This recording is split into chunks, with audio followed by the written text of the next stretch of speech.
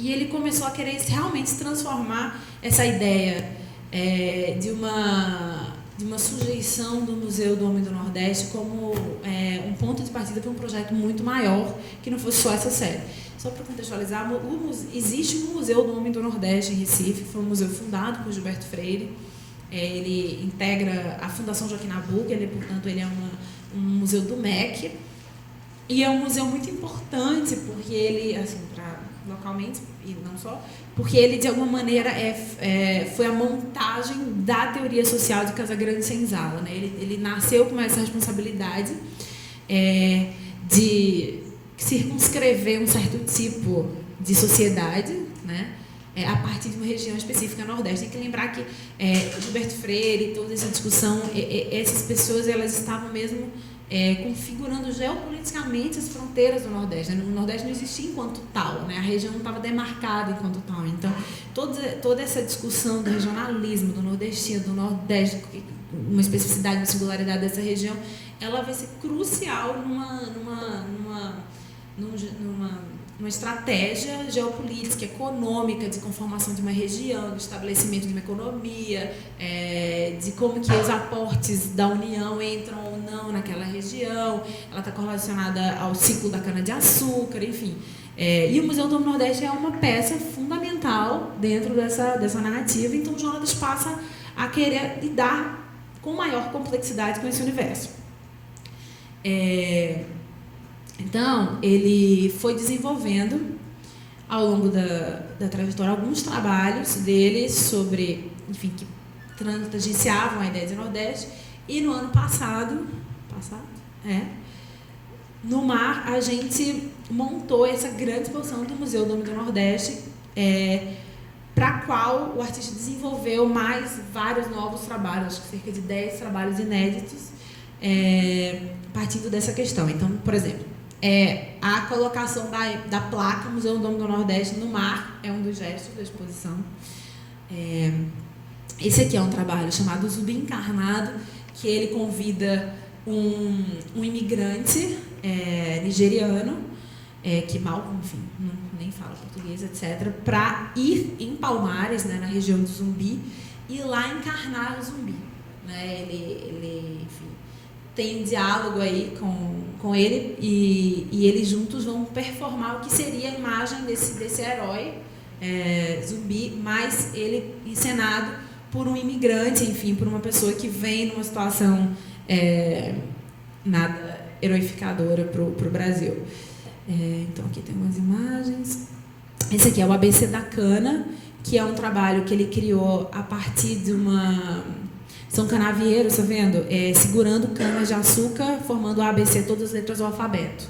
É um trabalho que ele criou a partir de ter conhecido, aqui não tem como ver essa coisinha que está aqui do lado, que é um estudo de Luiz Jardim, que foi um artista gráfico importante para a modernidade de Pernambuco, que desenvolveu toda a identidade visual do Museu do Homem do Nordeste, e ele desenvolveu um alfabeto, que são as capitulares dos documentos oficiais do Museu do Homem do Nordeste, que na verdade nem era o Museu do Homem do Nordeste, era o Museu do Açúcar, e essas capitulares tinham envolvendo as letras cana-de-açúcar.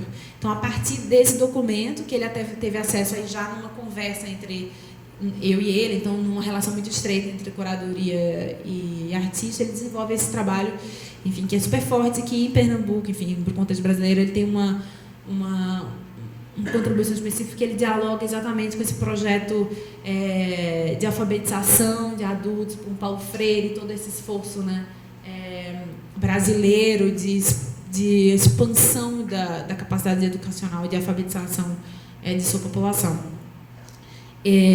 Também esse trabalho das camisas, que era um trabalho de troca. Jonatas ia para as ruas, encontrava trabalhadores ao fim sua escala de trabalho, do seu dia de trabalho, quando eles estão suados, enfim, trabalhadores, né, que têm uma atividade braçal, enfim, física, e pedia as roupas, as camisas deles em troca de uma camisa nova qualquer. E aí ele montou essa grande fila, uma espécie de fila de emprego, que percorria toda a exposição com essas camisas sujas, né? Então, camisas com cheiro, camisas com mofo, camisas camisas a partir das quais você vê a variedade de empresas de trabalho, de Petrobras, empresa de limpeza, ou eventualmente outras camisas que são usadas para trabalhar, muitas vezes camisas de candidato a deputado, etc., camisas de supermercado, enfim. E criava essa espécie de corpo presente e ausente dentro da exposição, e ao mesmo tempo corpos sempre masculinos. A exposição ela completamente ela provoca a ideia de homem do Nordeste ao exibir homens e com isso fazer um questionamento aí ao machismo. Vários dos trabalhos têm um caráter, tem uma ambiguidade homofóbica, né, que atravessam as imagens. Então, uma tensão sexual aparece em vários dos trabalhos. Tem um trabalho que é O Homem do Mangue, que é assim, as fotos são péssimas, que aparece lá no fundo quadradinho. É um homem de pau duro no mangue, fotografado à noite.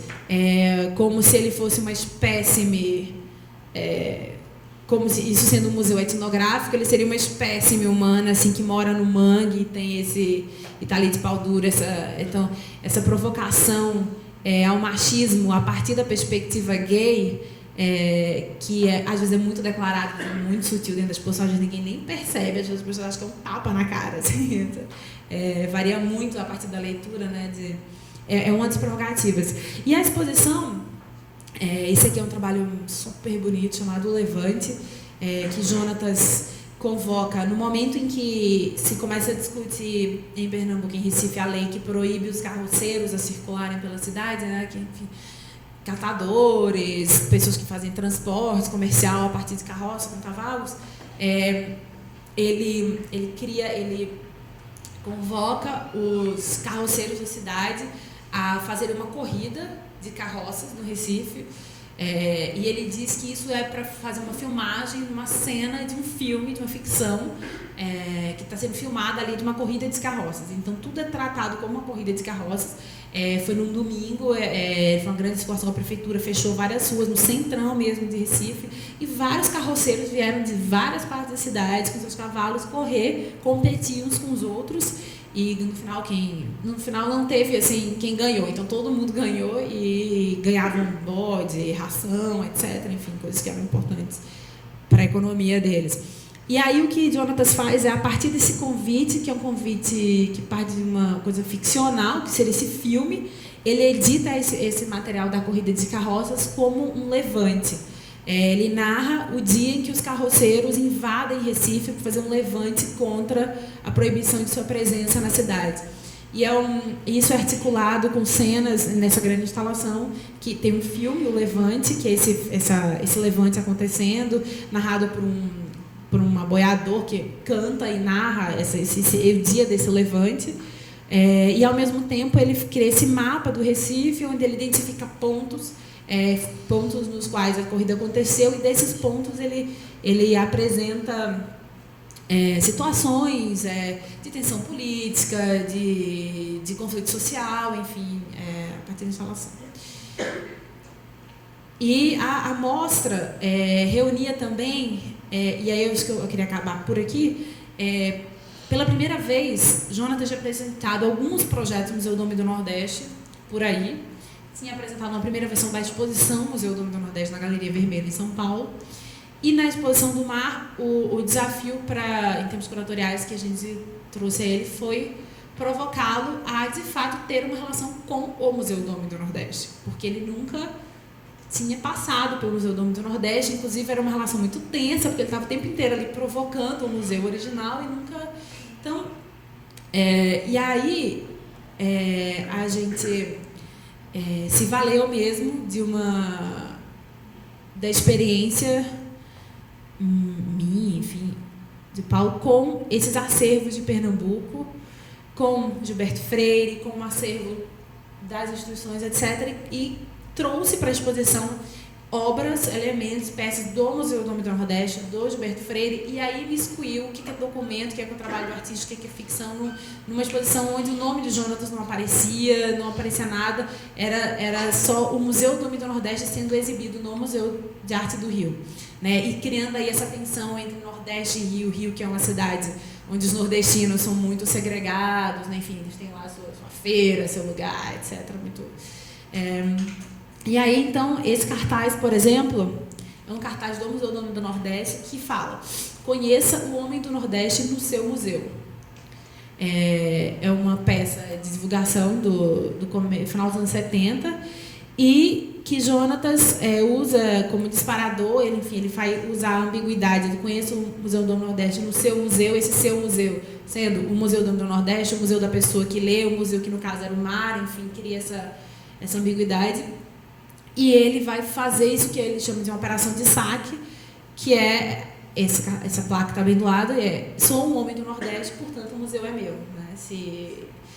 Se o próprio museu fala no seu museu, Jonatas fala que o museu é dele e o que ele vai fazer, e ele entende que é o gesto dele como artista, é um saque dessa história. O saque no sentido de apropriação mesmo, sem permissividade, isso não é o ponto, a ética que rege esse saque é outra, da narrativa de sua própria história, né? Então, o Homem do Nordeste é narrado, passa a ser dele, ele como Homem do Nordeste, e cria essa situação que é uma exposição de muita ambiguidade, de muita provocação, e que não só está problematizando o próprio Museu do Nordeste, as histórias narrativas do Nordeste, o machismo, etc., mas também a própria relação entre Rio e Nordeste, entre o mar, no caso, no Museu de Arte do Rio, o Museu do Nordeste, e ele também, enfim, dentre outras coisas, ele tirou as janelas laterais do museu, a gente tirou mesmo, assim, arquitetonicamente falando. Então, uma obra que acontece bem em frente ao mar, entrava dentro da exposição. De dentro você via aquele monte de operário trabalhando, operários esses que são dos temas da exposição e que muito provavelmente são todos nordestinos. Então, ela tensionava isso e lança o problema para o mar, né? Dentre outras coisas, ele criou uma oficina de placas de cimento, que acho que aparece aqui em algum momento, aqui, onde foram sendo produzidas ao longo da exposição, e essas placas tinham statements do tipo: este museu é a favor da desmilitarização das polícias.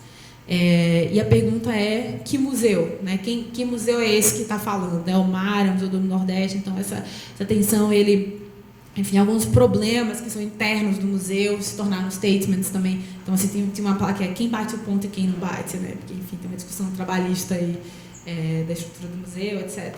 Enfim, eu acho que é um gesto, é um exemplo de uma artista contemporâneo, enfim, que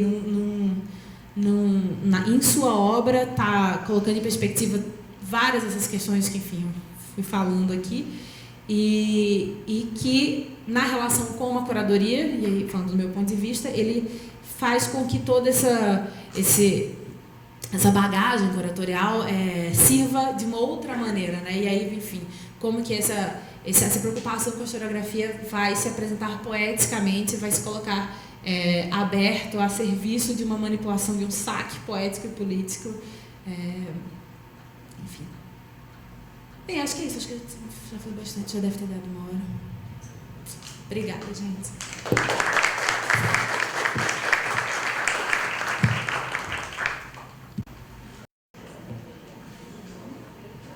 Gente, bom dia. Queria agradecer a presença de todos. Pretendo cumprir nosso horário para que a sessão da tarde não seja prejudicada. Mas, assim, confesso que foi um pouco difícil para mim selecionar os interesses do que dizer, porque tinha muita vontade de falar muita coisa e compartilhar muita coisa dentro daquilo que eu falei desde a origem, de quando a gente estava organizando esse seminário. Uma ideia de trazer experiências, né, projetos e relatos assim da minha experiência na curadoria, de exposições e de várias outras atividades, né, que gravitam, né, em torno da pesquisa do curador. Mas eu decidi dar um tom de relato na minha fala, assim, porque eu queria mesmo compartilhar mesmo as experiências, focando nas relações, nas negociações que se estabelecem com as instituições, mas também trazendo os problemas, as questões, as dúvidas, né? Acho que vai ser muito produtivo nesse sentido, então vai ser algo que eu espero compartilhar com vocês. Bom, queria começar por uma experiência que foi muito importante na minha formação. Eu trabalhei 7 anos numa fundação e dentro desse período, nos últimos 3 anos, essa fundação implementou um museu em Belo Horizonte. Então foi muito interessante porque houve um amadurecimento paralelo. Eu comecei lá como um jovem estagiário, né, assim, bem novinho mesmo, e fui organizando as coisas, e foi interessante porque o meu amadurecimento dentro da pesquisa e o próprio amadurecimento institucional dessa fundação para se tornar um museu foram processos paralelos, que no final das contas talvez tenha tido cada um ido para o seu lado no final, mas nesse momento foi muito interessante porque me foi possível tanto descobrir o que poderia ser um museu, o que poderia ser um trabalho de curador, e realizar em seguida. Assim. Então foi bastante produtivo, e com certa liberdade, com certa até ingenuidade. Assim. Então eu queria falar do projeto que talvez seja o projeto mais romântico assim, que eu desenvolvi nesse museu, o Museu Inimar de Paula. E curiosamente, ele me rendeu 2 resultados assim, que vocês vão perceber comigo, que são quase contraditórios mesmo. Um foi um destaque legal, assim, que me valeu uma bolsa de residência na França, e o outro foi que eu perdi meu emprego no Museu Inimar de Paula. Então foram resultados que eu ainda leio ainda hoje, por conta são muito, quase contraditórios um com o outro, mas pois é. E queria logo começar a minha fala com uma imagem que eu nunca publiquei, que não esteve nem no catálogo, nem esteve nessa exposição. Mas ela é muito sintomática da análise assim, um pouco que eu vou fazer nesse primeiro momento, localizando bem na experiência lá do Museu Inimar de Paula. Esse artista francês, melhor dar um passo para trás, dizer do ano da França no Brasil, eu fui percebendo, sabe, aí o museu já estava implementado, eu já dirigi o Museu Inimar de Paula já há 1 ano. O museu abriu em 2008, 2009 era o ano da França no Brasil, e aí eu tive acesso às programações, aos desejos, né, enfim, de embaixadas, empresários franceses, enfim. E aí o que eu fui percebendo e disse com muita clareza, e foi a partir disso que eu estabeleci a estratégia também para o Museu Inimar de Paula, que pelo menos o que estava chegando em Minas Gerais, eu estava caracterizando como grandes nomes e pequenas obras.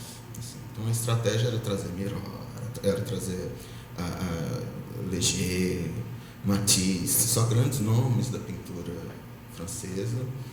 E aí eu percebia um caráter conservador, assim, e me incomodava que né, em pleno século XXI, a gente novamente chamar os europeus para nos ensinar, para nos recontar a sua história.